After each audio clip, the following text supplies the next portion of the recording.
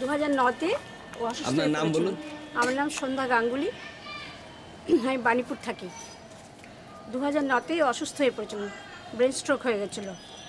তারপরে তো আমি ডাক্তার কাছে নিয়ে যাই, ভর্তি করি, ট্রিটমেন্ট হয়।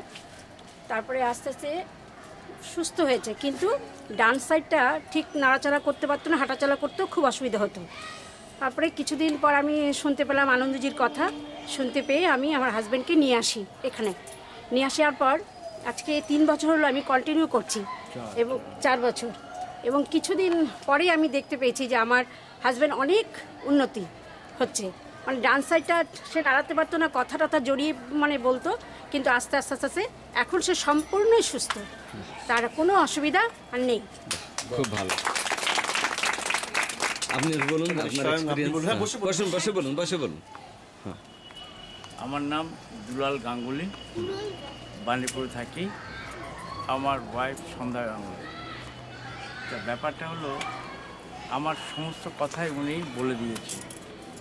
তা আমি দেখছি যে যেমন ধরুন কী অসুবিধা হয়তো একটা পয়েন্টে আমি ধরতে যাচ্ছি, এই পয়েন্টে যাব কিন্তু যেতে পারছি না, এদিকে হাত ফিঙ্গারিং, মানে তার এখন আমি এক চান্সে পেরে যাই। বাহ, এই আনন্দযোগ করি, আনন্দযোগ করি, আমরা রেগুলার করি। বাহ। তেমন আপনার শুনলেন যখন গাঙ্গুলি সাহেব ওনার সপরিবার অনেক উপকার পেয়েছেন। ওনার মধ্যে স্ট্রোক হয়ে প্যারালিসিস হয়ে গেছিল, পুরো একটা সাইড ডান সাইড প্যারালিসিস হয়ে গেছিল। উনি রেগুলার আনন্দযোগ প্র্যাকটিস করে এই দুরারোগ্য প্যারালিসিস রোগ থেকে মুক্তি পেয়েছেন, অনেক উপকার পেয়েছেন উনি।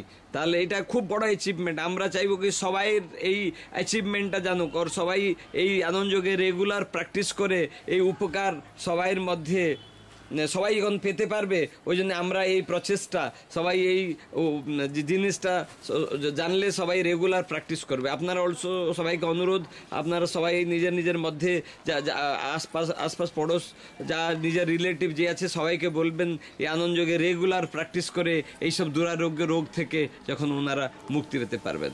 নমস্কার।